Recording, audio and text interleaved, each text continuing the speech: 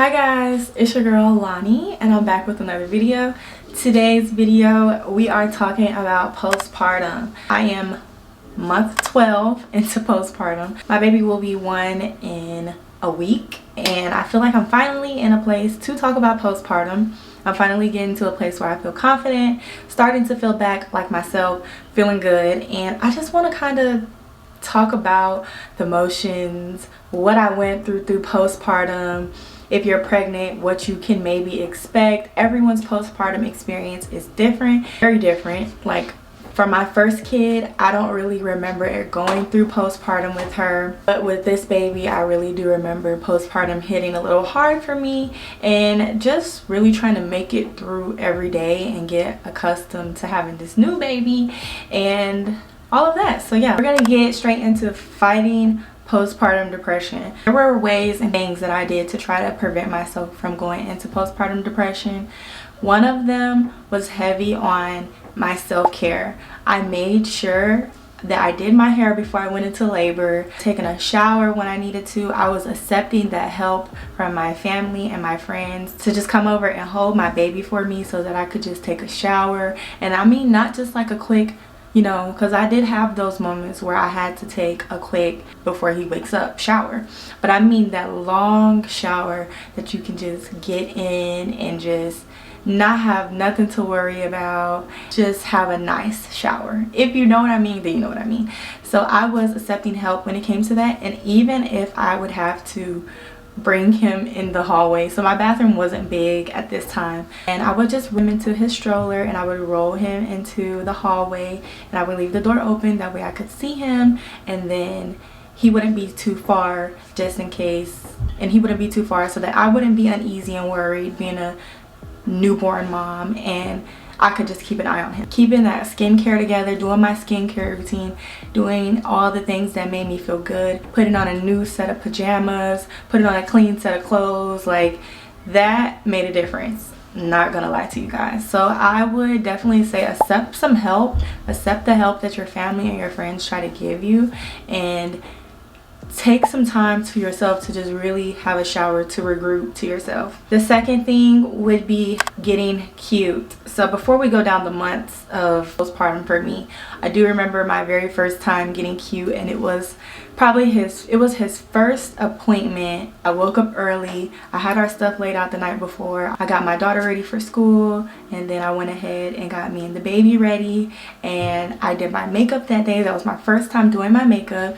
When I say I didn't do the whole glam thing, I learned how to do my makeup in like 15-30 minutes, and tinted moisturizer became my best friend.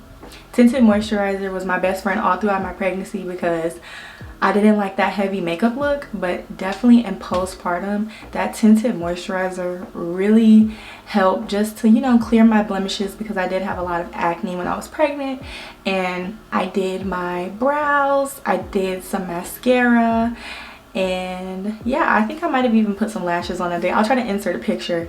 And I got a cute little outfit, a little cute throw on dress, because at this point I still had my fudge, I still had like the diaper things that you get from the hospital. I just made myself comfortable, but I was cute to where, you know, I could just feel good about myself. I felt good, and that made a difference. So anytime we would go to any appointments, because you know at this time we weren't really going out much. As a new mom, you don't really go anywhere. A lot of moms really sit in the house for the first 6 weeks. So I would say for me, getting dressed, getting cute, doing you a cute little light beat, whether it's just mascara and lip gloss, you know, doing something that makes you feel good and look good, because when you look good, you feel good. The next thing was journaling. I did journal a lot. I journal anyway, so this is nothing new for me, but I journal a lot. It helped me to remember my first couple of days of when I was postpartum and just how I was feeling. So then I also wrote, prior to that, I said, hi guys, checkup time. I have my healthy baby boy at so and so time on January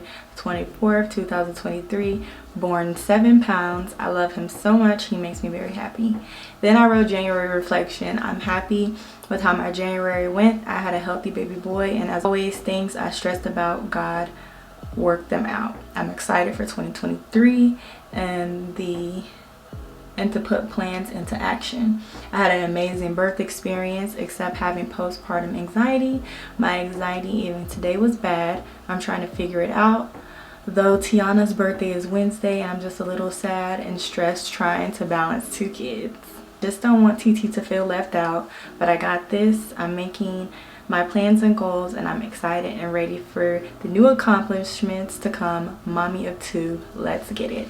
So that's the only one I'll read. I always get so teary-eyed, y'all. Looking back at that, my kids' birthdays are a week apart, so I did have my baby, and then Tiana had her birthday like literally the next week. My biggest fear was her feeling left out. I didn't want her to feel left out. I didn't know how I was gonna balance having 2 kids, being a single mom. Like, it's just me, you know. I can't just say, hey, you know, spend some time with your dad, or, you know, like, it was just me. So that was something that I did have to balance, but journaling did help a lot, especially when you feel like you don't have anyone to talk to.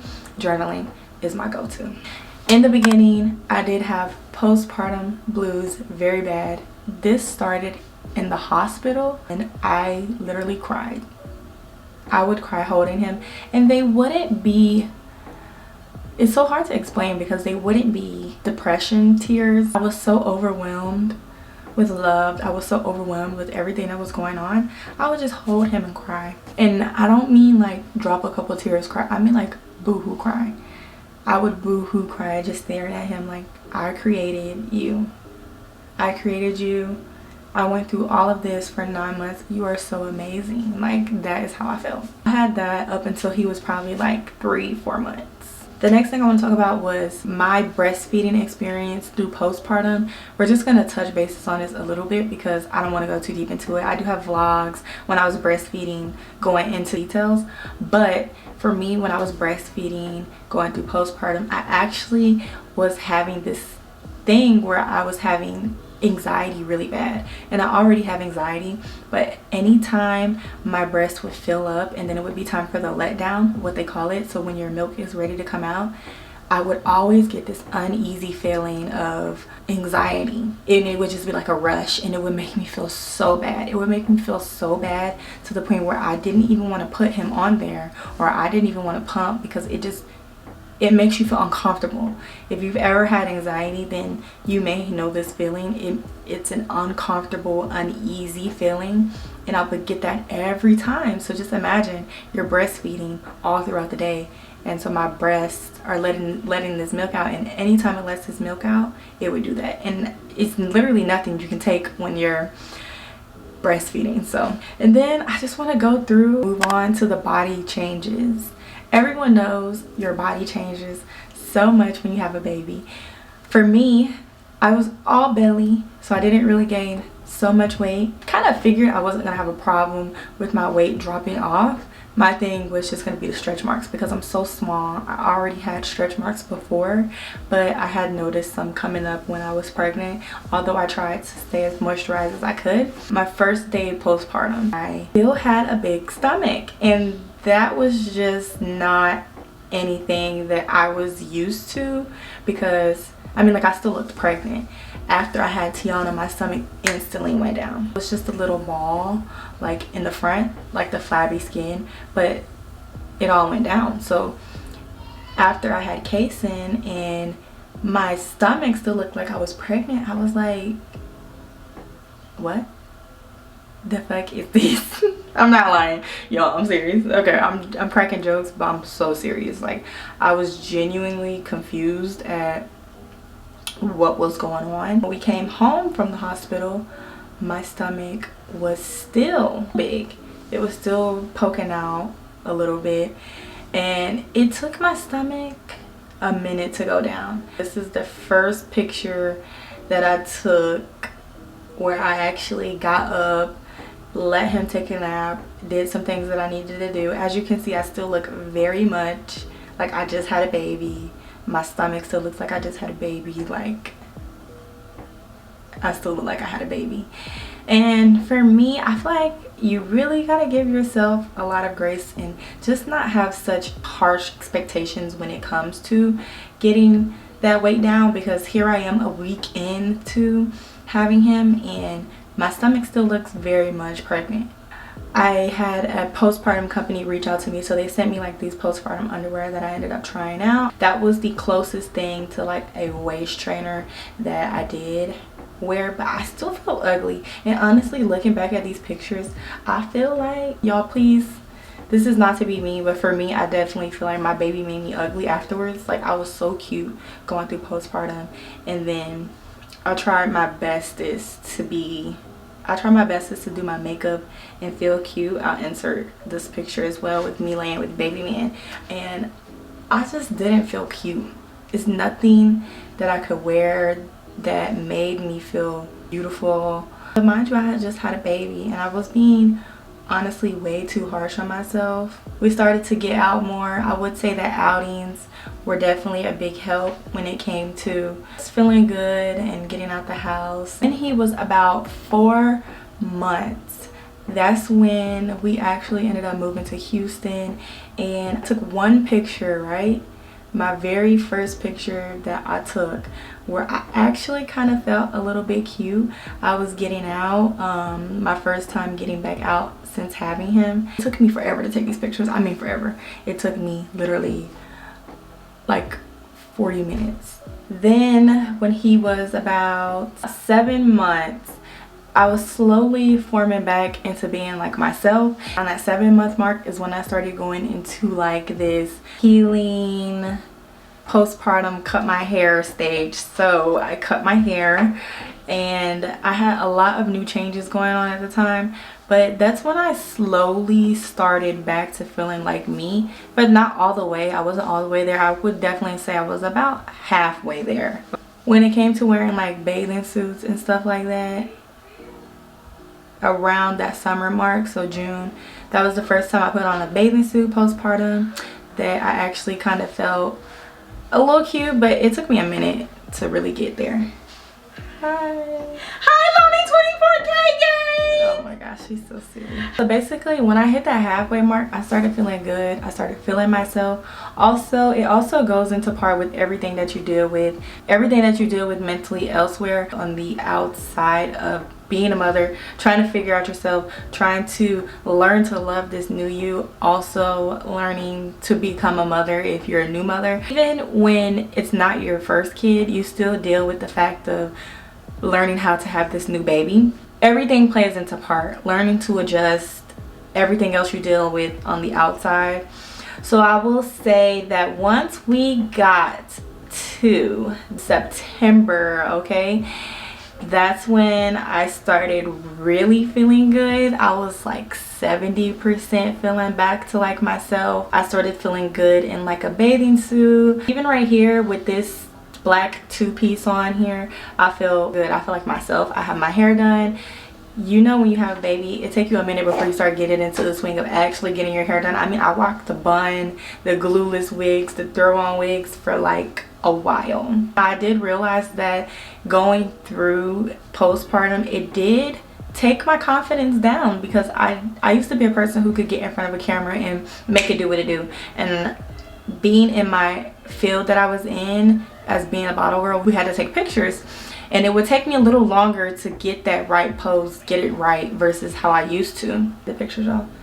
I honestly feel like we are on ourselves a little bit more harder than it may seem in real life, like through the lens of someone else. I feel like for us, we have that body thing, you know, like when you think you're bigger than what you really are, you think you're ugly than what you really are, or you care about that side roll, but really that side roll not really all that big. Here we are, December, January, month 11 and 12, and I'm feeling good. And for me, I was going through postpartum and growing as a person. So old me fought with the new me that I was becoming a lot of the times. And if you go back and watch my vlogs, you'll see that I went through a lot of trying to be like the old me. But I recently came over something that said to be able to flourish and thrive in being the person that you are supposed to become, you have to kill the old you. So here I am trying to hold on to the old me for so long when I really needed to be embracing the new me. That just so happened to be the time that I was also going through postpartum. Postpartum was definitely a journey. It may not take you long to overcome. It may take you a year. It may take you more than a year. And so basically, yeah guys, I just kind of wanted to give you guys my postpartum journey experience and just tell you guys to give yourself a little grace, love on yourself, and just remember, anything that you don't like about yourself, you can change it. Or maybe you don't need to change it. Maybe you just need to learn to love it how it is. Sorry y'all. Because for me, my stretch marks, that's something I can't change. I have deep scar stretch marks on my stomach, and I didn't have a choice but to learn to embrace it. Move forward. You'll get through postpartum. You really have to just meet yourself halfway and pull yourself through it. Accept the help that you get from your family and your friends, and give your body some time and grace. And give your emotions some time and grace. Your emotions take so long to regulate after you have a baby. So that's just really it for my postpartum journey, guys. I hope that kind of helps a mom, a new mom, a pregnant mom in some kind of way. If you guys have any questions, leave them down below. I'll be sure to answer them, as well as I will have a postpartum journal linked in my digital store. It'll be in the description box down below, so y'all make sure y'all check that out. And yeah, that's gonna be it. That's gonna be all. I love you guys, and I'll see y'all on the next video.